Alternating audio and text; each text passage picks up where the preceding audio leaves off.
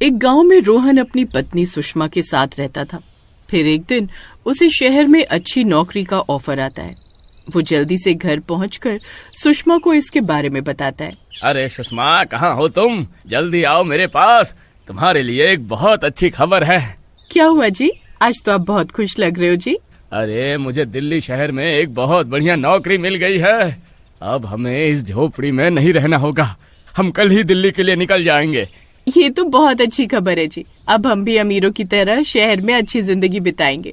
फिर वो अपने गांव का छोटा सा घर बेच देते हैं और उन पैसों से शहर में एक घर लेने का सपना देखने लगते हैं। वो दोनों बहुत खुश थे, लेकिन उन्हें क्या पता था कि उनके साथ दिल्ली शहर में क्या होने वाला है। फिर अगले दिन वो दोनों ट्रेन पकड़कर दिल्ली पहुंच जाते हैं।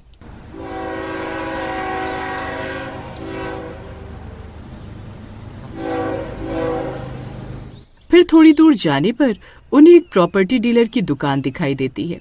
वो देखो सुषमा, प्रॉपर्टी डीलर की दुकान। चलो वहीं चलकर पता करते हैं।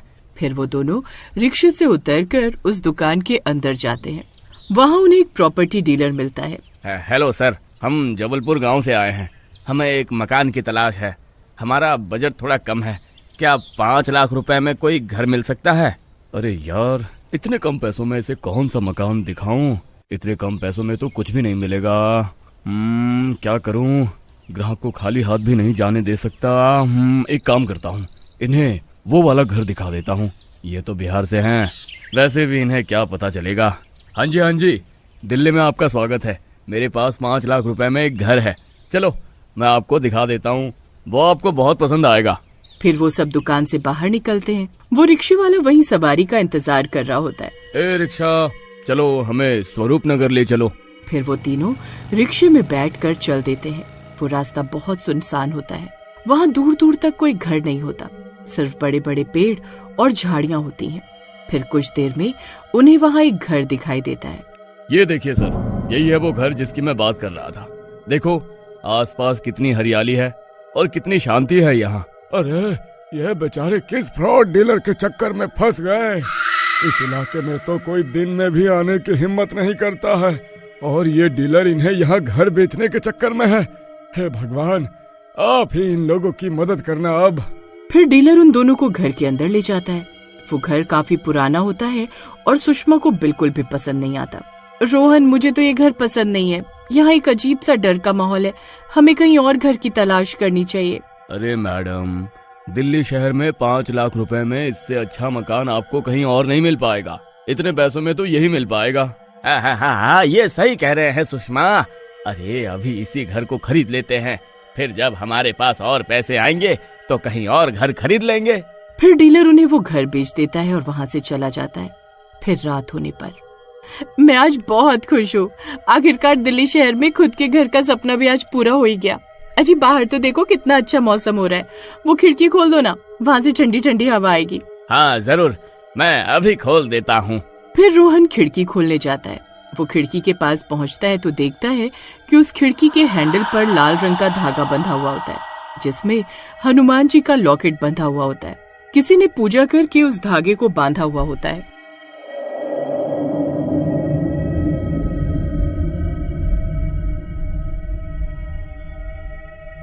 अरे सुषमा, जरा इधर तो आओ। ये देखो, किसी ने पूजा करके इस लाल धागे को यहाँ बांधा हुआ है। क्या हमें इसे खोलना चाहिए? पता नहीं, रहने देते हैं। पता नहीं किसी ने किस वजह से इसे यहाँ बांधा हुआ है। चलो अब रात भी बहुत हो गई है, मैं बहुत थक गई हूँ। चलो सोने चलते हैं। फिर वो दोनों अपने कमरे में सोने चले जाते हैं। फिर आधी रात होते ही उस खिड़की पर जोर जोर से खटखटाने की आवाज आती है। खटखट की आवाज से सुषमा की नींद खुल जाती है। अरे मर गए रे, ये इतनी रात को कौन आ गया? अच्छी उठो जी, देखो वो खिड़की पर कोई जोर जोर से खटखटा रहा है। अरे यह कौन हो सकता है? हम तो इस शहर में किसी को जानते भी नहीं, तो भला इतनी रात को हमसे कौन मिलने आ सकता है? तभी जोर जोर से खिड़की हिलने लगती है। कोई बाहर से बहुत जोर जोर से खिड़की को पीट रहा होता है। अरे मर गए रे, ये कमबख्त तो इतनी जोर जोर से खिड़की पीट रहा है। आप जल्दी जाकर देखो। फिर रोहन खिड़की के पास जाता है। वो सोच में पड़ जाता है कि खिड़की खोले या ना खोले। हे भगवान, क्या करूं? फिर हिम्मत दिखाकर वो खिड़की पर लगा हनुमान जी का लॉकेट हटा देता है और खिड़की खोल देता है। लेकिन खिड़की के बाहर कोई नहीं होता। लेकिन फिर भी उसकी आंखें फटी की फटी रह जाती हैं, क्योंकि वहां एक कब्रिस्तान होता है। अरे मर गए रे, ये तो कब्रिस्तान है। हमने यहाँ घर लेकर बहुत बड़ी गलती तो नहीं कर दी। अरे उस कमबख्त डीलर ने हमें इसके बारे में क्यों नहीं बताया?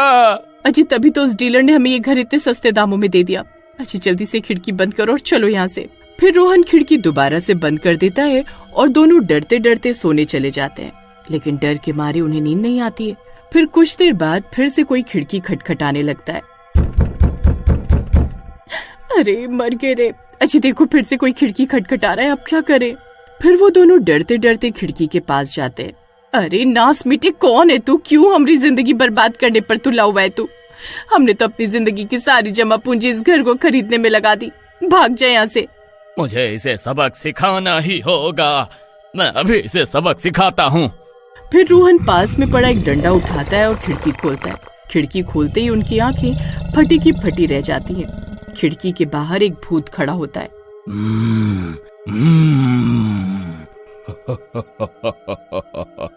तो आखिरकार इस घर में कोई रहने आ ही गया। मैं कब से इंतजार कर रहा था, कोई इस घर में आए और खिड़की खोले। फिर वो भूत खिड़की के अंदर हाथ डालकर रोहन को बाहर की ओर खींचने लगता है। अरे नहीं, अरे कोई बचाओ, अरे बचाओ मुझे। अरे भूत तेरा नास मिटे, छोड़ मेरे पति को छोड़। सुषमा बहुत कोशिश करती है लेकिन वो भूत रोहन को उस खिड़की से खींच कर ले जाता है। हे भगवान, ये क्या हो गया? अब मैं क्या करूं? मैं तो यहाँ किसी को जानती भी नहीं। किससे मदद मांगू, क्या करूं? फिर सुषमा को कुछ समझ नहीं आता कि वो क्या करे। वो बस खिड़की के पास खड़े होकर रोती रहती है। तभी उसे रोहन के चीखने चिल्लाने की आवाज आती है। अरे मर गया रे, अरे ये भूत तो मुझे कच्चा खा जाएगा। अरे कोई मुझे बचाओ, अरे बचाओ, मर गया रे। हे भगवान, अब मैं क्या करूं? अगर मैंने कुछ नहीं किया तो ये भूत रोहन को मार डालेगा। फिर सुषमा हिम्मत जुटाती है और पास रखा डंडा उठा लेती है और हनुमान जी के लॉकेट को साथ लेकर कब्रिस्तान में घुस जाती है। वहां बहुत डरावनी डरावनी आवाजें आती हैं। सुषमा की डर के मारे हालत खराब हो जाती है। फिर कुछ दूर जाने पर उसे वो भूत दिखाई देता है। उसने रोहन की गर्दन पकड़ी होती है। अरे सुषमा, अरे तुम यहाँ क्यों आई? भाग जाओ यहाँ से, तुम इस भूत का मुकाबला नहीं कर पाओगी। मेरी फिक्र मत करो, तुम यहाँ से भाग जाओ, भाग जाओ। रोहन तो सुषमा को वहाँ से भागने के लिए कहता है, लेकिन सुषमा वहीं डटी रहती है। नहीं जी, मैं आपको अकेला छोड़कर कहीं नहीं जाऊंगी। मैं अपने सुहाग की बलि नहीं चढ़ने दूंगी। फिर सुषमा उस डंडे से उस भूत के सर पर जोर जोर से वार करती है। लेकिन कई बार मारने के बाद भी उस भूत को कुछ नहीं होता। अरे बेवकूफ औरत, तू इस डंडे से मेरा कुछ नहीं बिगाड़ सकती। अब तुम दोनों मरने के लिए तैयार हो जाओ। अजी अब मैं क्या करूं? इस नास मिटे को तो कुछ हो ही नहीं रहा है। सुषमा, एक काम करो, वो हनुमान जी का लॉकेट इस डंडे पर बांधो, फिर इस पर वार करो। फिर सुषमा हनुमान जी का लॉकेट डंडे पर बांध देती है। कमबख्त भूत, तुझे बहुत घमंड है ना अपनी ताकत पर। अब देख तेरा क्या हश्र होता है। जय बजरंग बली, जय बजरंग बली। फिर सुषमा जोर से उस डंडे को भूत के सर पर मारती है और सिर्फ एक ही वार से भूत सीधा पाताल लोक में चला जाता है। अरे अरे मर गया रे, अरे मर गया रे। वीर हनुमान जी की जय हो, जय बजरंग बली, जय बजरंग बली। वाह सुषमा, अरे तुमने तो कमाल कर दिया। फिर वो दोनों वापस अपने घर आ जाते हैं और खुशी खुशी रहने लगते हैं।